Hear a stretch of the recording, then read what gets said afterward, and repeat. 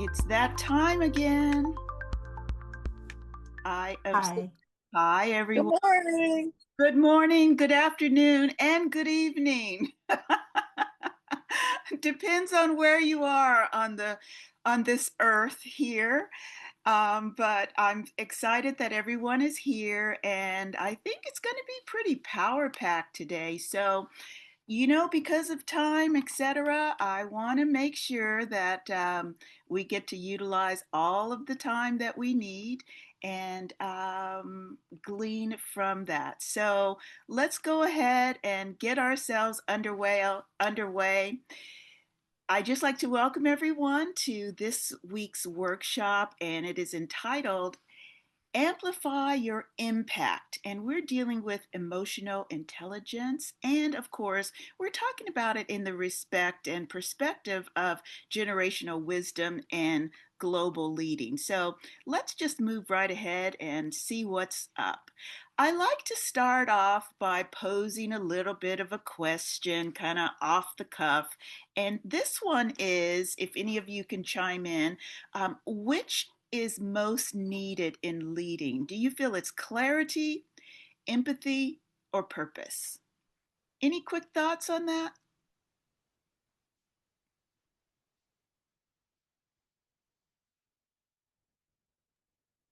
I'm going to say empathy. Okay, that's a good one. Empathy. And why do Mhm. you come up with empathy? I feel like a good leader is someone that has kind of walked the walk and went the way before Hmm. and Okay. um, understands the journey. Oh, I like that. Yes, Yeah. absolutely. Yeah, we want to be, even individually, we want to be known as a person with empathy and that can empathize for other situations. So, we're going to learn specifically which one is most needed throughout this particular workshop. So, get underway. So, with this particular session today, we are learning about this thing called IQ and EQ and EI. And so, we're going to learn and glean some new information about this power of emotional intelligence, specifically in the area of leadership. So I love this little illustration here that one of our presenters at University of Irvine in California, in his TED Talk, he gave a great illustration between IQ, EQ, and personality. So we want to understand specifically what EQ is not. EQ is not a personality and our personality type. EQ is not our IQ. IQ is where we measure our intellectual capabilities, and that is something that we have from birth. It is something that is instilled in us. Likewise, our personalities are pretty much formatted into our actual personality up on the time we were born. And so these are some things that are maybe genetic. It could be as that, but we all have a unique stamp on us that makes us who we are. And so that's what we're going to dive into a little bit more of, this idea of emotional intelligence. So we'll learn a little bit more about this. And as always, I like to give a little introduction. I don't have visuals here, but take a listen. In today's dynamic educational landscape, effective leadership demands more than just a strategy. It requires emotional intelligence. Additionally, cultural agility and generational awareness. We're going to dive into this concept of emotional intelligence, which is defined as the essential part of effective leadership because it enables leaders to understand, manage, and respond to their own emotions and those around them as well. Leaders with high EI, which is emotional intelligence, build stronger relationships and foster trust, and even create psychological safe environments where people feel valued and heard. This leads to better communication, conflict resolution, team collaboration, and overall performance. In times of change or stress, emotional intelligence, where this leadership becomes the main focus, those strong leaders will remain calm, empathetic, and adaptable. These qualities that inspire and motivate others. So, in this workshop, you'll be empowered with global educational leaders to model transformation leadership by understanding and applying key leadership theories, navigating multi generational environments, and cultivating emotional intelligence, also known as EQ. So, throughout this particular workshop, we will explore the fundamental leadership, which models such leaders into transformational leadership, servant leadership, distributed and adaptive leadership, and their relevance in global education. Also, we will reflect on personal leadership styles and its impact in team dynamics and educational and institutional cultures. We'll also, again, look into multi generational collaboration and learn how to bridge this generational gap and leverage diverse perspectives. Additionally, we will look into this EQ, which is a component significant in leadership and how it assesses the and strengthens throughout a practical and self evaluation tool. Overall, we will look into developing a personal and personalized action plan, and hopefully, this will lead to an opportunity to model leadership behaviors that inspire, include, and adapt cross diverse educational and workplace contexts. Thank you so much for joining us, and keep up the good work in leading with clarity, empathy, and purpose, no matter where they are in motion. Thank you. This is Dr. Kim Eagles. Thanks for watching. Okay, great. So here I have gone over the objectives of what we're going to learn today. So this is just kind of to make sure that I'm kind of held accountable to all of this different information. But I wanted to just go over some specifics again, and going back to the original question that I asked, and Michelle had pointed out, she felt that empathy was one of the most important traits of EQ or a leader. And to be honest with you, it includes all three. We want our leaders to be emotionally clear, empathetic, and have a purpose. So, this is also the portion that we will be learning about today. This also entails the relationship awareness. And so, these are areas that have never been necessarily taught in our educational system specifically for leaders. So, we're learning in today's society and our environment, we're learning that we need to specifically look into these characteristics of emotional development and the power of emotional intelligence. We need to determine whether or not or how we are utilizing our negative emotions. Are we bringing negative emotions into the environment? If the leader, the CEO, etc., might be very good at making a dynamic company and bringing in funds and clientele, etc., but are they also bringing in these negative emotional framework or positive. So these are areas that we want to examine.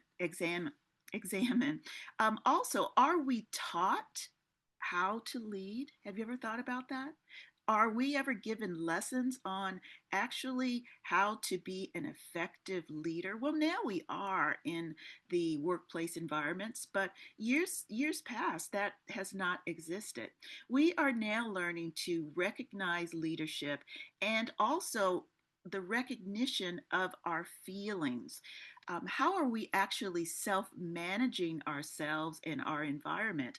I'm not sure if any of you have ever been in a workplace situation or a classroom situation where there might be a lack of maybe empathy, for example. Maybe someone is just overpowering in the way they delegate or in the way that they communicate um, within these teams. And so we want to develop and ask questions of, do we strive to become good leaders?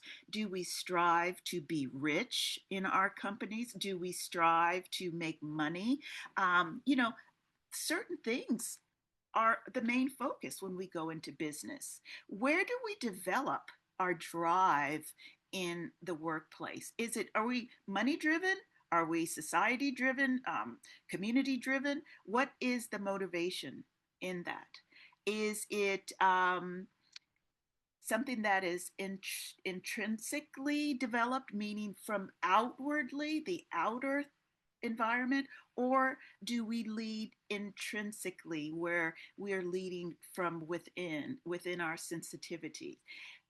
Emotional leaders and emotional intelligence is a fundamental skill that leaders need to have a handle on, and many do not, especially certain ones in the earlier we go over multi-generational leaders, etc., and that's something we will go into a little bit more. But you kind of think of people back in the days of for example, developing the Ford Motor Company or General Electric, and some of Westinghouse and AT&T years and years ago, decades ago. What was their motivation for leading? Were they leading by top down leadership? Were they leading from just being money driven or focused on building a dynasty, etc.? So these are some of the things, and we now are looking at EQ and EI, and emotional intelligence, as far as having a paradigm shift where what do we want to be, or what do we want to become? How do we want individuals in our workplace, in our community, in our families to view us? These emotions, if you didn't know it, are linked to how we think and our thought patterns. If we have, I think it was someone in ministry, they have this saying that you kind of have a stinking thinking kind of thing. So a lot of this is emotionally driven, so we want to get a handle on that. So emotions are linked to our thought process, they're linked to our behaviors, and they are linked to the changes and how we want to be competent in our workplace or our community, and in our forms of leadership. So that's why we're really looking into this a little bit more in depth. And I think we want to become mindful. We want to be thoughtful in the way we process our information and self manage our emotions. And so this is just a new way of looking at certain things. And so I want you to take a look at this short video clip that I think will kind of help shed light on how we deal with emotional intelligence. Let's take a look.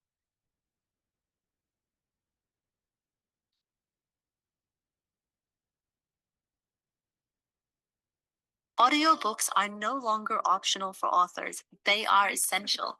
Hi, I'm Sarah from. There's always advertisements, so I didn't have this geared up, so here we go.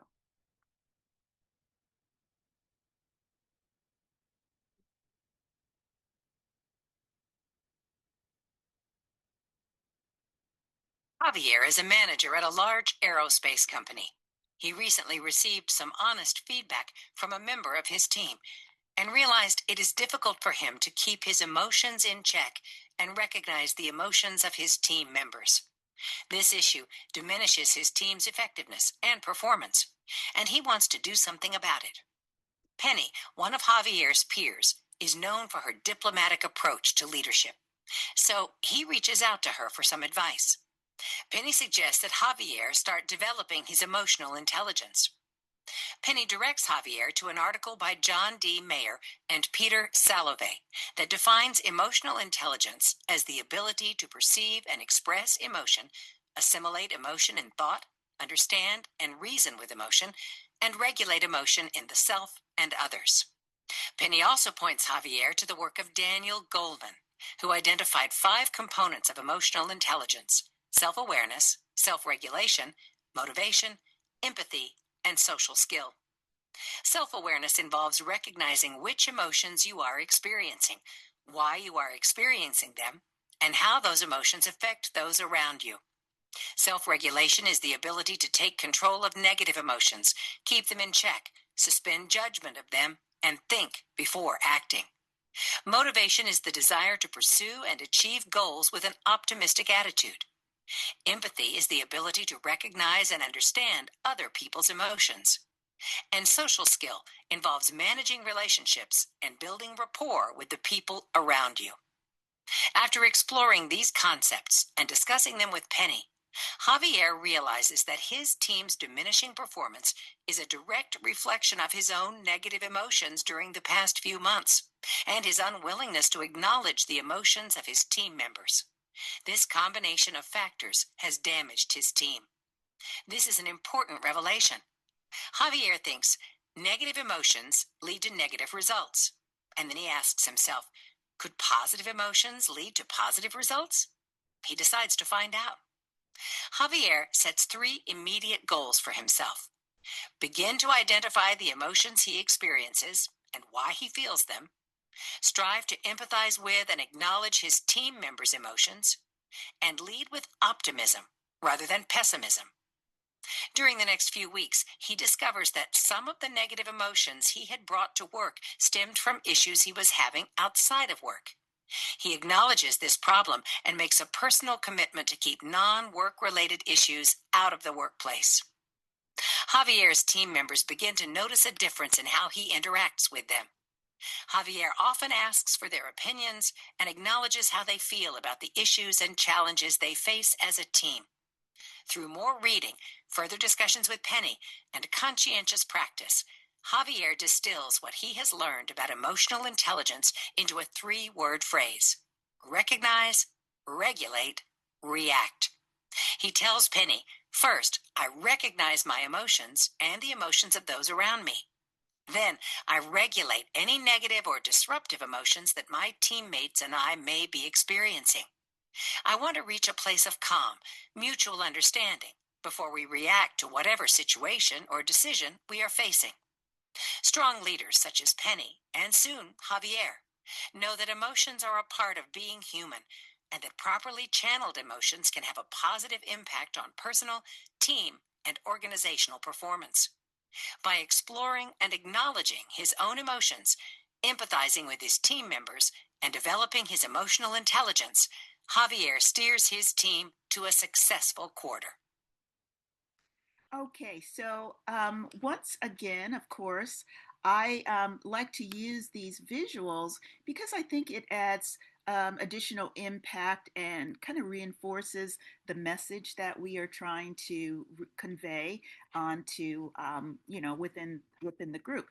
With regard to adjusting our attitude, emotion, etc. A couple of weeks ago, I think I've mentioned with you how I saw an area that I was uncomfortable with. Someone had pointed out to me several years ago about being passive aggressive. And this was basically a learned behavior that I took on, in which I was unaware that I was perhaps coming across this way. It was not intentional. It was just something I was unaware of. So, with diving into this a little bit more and finding out about it, I kind of understood that it was a learned behavior from within my family, maybe kind of generational. Whereas if you're upset about something, you don't necessarily voice an opinion, but you kind of push it down into your gut or whatever. And so this negativity kind of comes up, it oozes up, and it just doesn't come off on a positive note. It's a little off kilter. You might have a little sarcasm, might be involved in that. So the behavior that I saw with that was I thought being passive was a positive point by me not coming off being aggressive and sharing my feelings and thoughts, but it was oozing out in an uncomfortable manner. And so that was definitely an area that I have been aware of and I've really worked on throughout my adult career moving forward. I mean, it's something that I recognized, um, late in life. So, interestingly, I wanted to then talk about working in again, this multi generational environment. We are in, we work with six different generations currently, the traditionalists. And the traditionalists would be the people, for example, that remember, you know, the onset of General Electric Company and how big and powerful they were.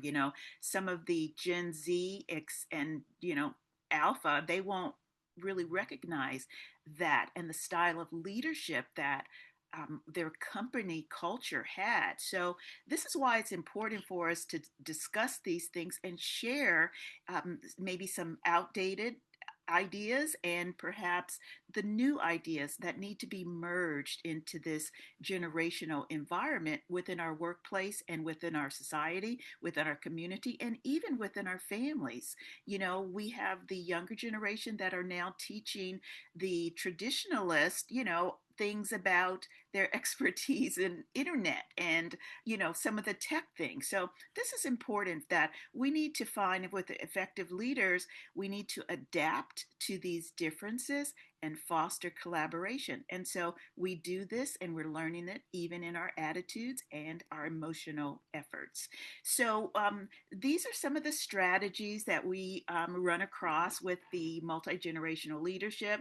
And we're hoping to have cross generational mentoring. And that's why this particular workshop or series of workshop, I think it's important because it is it is bringing to light some of the areas that some of us don't know about. For example, I did a little research asking questions about how many of you that have been aware of emotional intelligence, and most of you weren't aware of it. And so it was a real aha moment to kind of reverse the idea of leadership in a new perspective. I think we know about what strong leaders and leadership traits and styles are. We've gone through those, but what do these leaders do as far as using this in diverse communication channels? And how do we recognize and respect these differences within the workplace? And how do we promote inclusion and decision making skills within this leadership strategy? And so these are things that are important for us to recognize. So let's dive a little bit more into the definitions and understanding emotional intelligence. So, EQ is the ability to recognize, understand, and manage our own emotions and those of others. It includes self awareness, self regulation, motivation, empathy, and social skills. So, that is EQ in a nice definition of that. So then we switch over and we say, well, what's the difference between EI and EQ? So emotional intelligence, as we see, just to confirm again, it is, excuse me, the ability to recognize, understand, manage, and influence these emotions, both of our own and of others. It includes skills like being empathy. Michelle, there's that word again. Self awareness, emotional regulation, and social skills.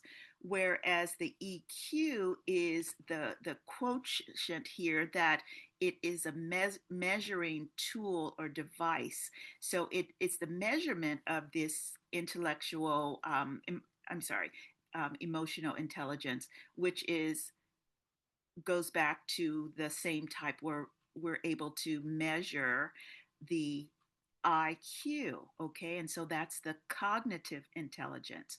And so we also, just like we take children through at a very young age and we measure and get this measurement of their IQ skills, you can do the same thing with EQ, and it's the measurements of those particular skills and skill set. And that's a little bit what was demonstrated in our homework assignment, trying to get you used to understanding where our emotional sets are. So IQ is the skill set, whereas EQ is the score or the measurement of the skill set. So I thought that was pretty interesting on that. So here again, we look at the importance of EQ in leadership. It enhances communication and collaboration. If we are empathizing with someone else or able to have that, then it allows us to embrace and collaborate with others and set up this trust and rapport. You know how it is when you find someone that you kind of can relate with. And sometimes it might be just in a certain gesture, it might be in a form of support, but you build this silent trust. Sometimes it's not even discussed. It improves conflict resolution and it supports inclusive and adaptive leadership. So, this is why it is important. And even if we might be a strong leader and identified as, some of the traits that we have before, we still need to incorporate and grow these areas of emotional intelligence. So, in one of the researchers that they did a TED talk at UC Irvine, that happens to be my alma mater. I went to UC Irvine in California for my undergrad, and within this, they kind of pointed out this area of intelligence and skill sets that we hope that leaders have. Again, we hope that leaders have these things: decision making skills, time management, change in tolerance, empathy, teamwork, communication, self stress tolerance, presentation skills, social skills, customer skills, anger management, assertiveness, and accountability. These are things that we often assume that leaders have, and they come under these EQ components. So I just wanted to point that out. Secondly, another point that was mentioned here in this particular EQ, I'm sorry, not EQ, TED Talk, was certain levels of what how they're measured specifically in job performance. So it says EQ accounts for what percent on job performance for supervisors through CEOs, and that's 60% in that category. What percent in top performers are high in EQ? And we hope someone that's in EQ, they're going to have a high level, like 90%. And what level of low performers are in high EQ is 20%. So this is just gives us a little bit of some dynamics to look at. However, surprisingly, what we find in CEOs and why it's now very important for us to identify EQ in the workplace is because what we're finding is CEOs, if you see here, are measuring the lowest with emotional intelligence. So, that's just very interesting as far as we look into the different levels of the power of emotional intelligence in the workplace. Individual contributors, supervisors, managers, directors, executive VPs, senior VPs, executives, and CEO. So most of you know that I've done some research and I have a book entitled Peopling. And so, if we look at that as far as the form of people skills and getting along with others in the workplace, we're seeing that the managers and supervisors, those are the ones that are really encountering this day to day interaction with the workforce and with their teams. Whereas with the CEOs, etc., they might come off snobbish, they might have attitudes, in a non approachable, so this might account for why we see this in their EQ scores. So I think it's quite fascinating. So we went over a little project again in our homework assignment, and I wanted you to look into this a little bit more as to where you came across in those particular scores. And so, as we can see, recognizing my emotions as they occur, how well are you able to manage stress effectively? How are you able to stay motivated even in challenging situations? What about being empathetic with others and other perspectives, and the building of strong relationships through communication? And then I asked you to then give some total. So again, we're down to about 6 minutes left into this workshop. So I wanted to see if someone would be willing to share their score and maybe any aha moments in where you thought you might score in the EQ or IQ um, analysis. Anyone want to share?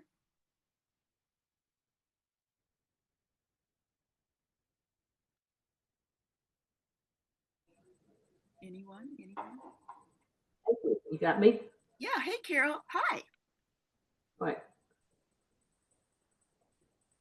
Anyway, this was really interesting, and I guess it takes me so much into the head that I'm such a heart person that just the first one, first of all, I don't know whether it's right or not. I scored a 48, so I hope that's I see my problem is that expressing myself too much sometimes Wow. and maybe in inappropriate situations. But anyway, the first on self awareness, what should I use to evaluate and address it? You're giving a great intellectual college course on this, but I'm, of course, in the more spiritual realm of the head and the heart. So, does that make sense? Yeah, absolutely. And, I think the portion of this that takes place is that with EQ or IEI, we're able to find out our strengths and our weaknesses and then go and self correct as needed, as much as we want to grow and to be emotionally secure and emotionally strong. So I do know you well, Kayla, and I think you were right. The score where you said as far as you came in at 48, and actually I don't know where that score is on high low, just off the top of my head. But in, for you to be able to now see that and recognize that you might you might often come off in from others from a spiritual point or from your heart. Now take that's you and who you are, and it's a wonderful attribute and trait. Now, if you were to take this into the workplace, for example, and in your team, if you only came out or shared from a spiritual, um, perspective or from the heart perspective, that may cause others to see you with having some limitations or not being rounded or having certain capabilities that you might, on a personal note, want to develop those. So the difference in this is sometimes, as I mentioned before, when we have a personality, that's kind of like we have a God-given personality. That's just kind of how we're made up, you know. Um, then also our IQ is just like some people are just intelligent, they're off the charts, they're scoring genius level, right? But they might be such introverts that they miss the dynamics of being able to have these communication activities and experiences with others. So I'm not quite sure if I'm specifically answering your question, Carol, on this, but I think it does give a little bit more perspective in it's developing the skill and developing our EQ is something that we can manage and we can change based on our own self evaluation and in from others. You know, of course, if we have a safe place, sometimes, it's our personalities and our beliefs. And, if we come in the workplace too much on this side of the spectrum or the other side, it's human nature. So it's not always going to, we're not always going to be best friends with everyone, but this is for us. And because as we grow, then also other people grow. A couple of other things I want to point out. Again, thank you so much, Carol. And we can talk about this a little bit more. But basically, within this, I want to point out before we're rudely interrupted and saying goodbye. Specifically, we encounter over 400 emotional expressions within one day. 400. Okay, so you can imagine if we are out of control in being able to manage these emotions, we can come off as being, a little flaky or whatever those things are. So, as leaders, we want to manage that. Additionally, we want to pay attention with intention. I love that. We want to pay attention to these modes, etc., with how we manage things. So we've learned a lot about these different forms of leadership: transformational, servant, distributed, and I'll get information out to you all and examples. But I'm pretty sure we're about to move forward, and I won't, you won't be able to see this next short video. But on that note, any final questions?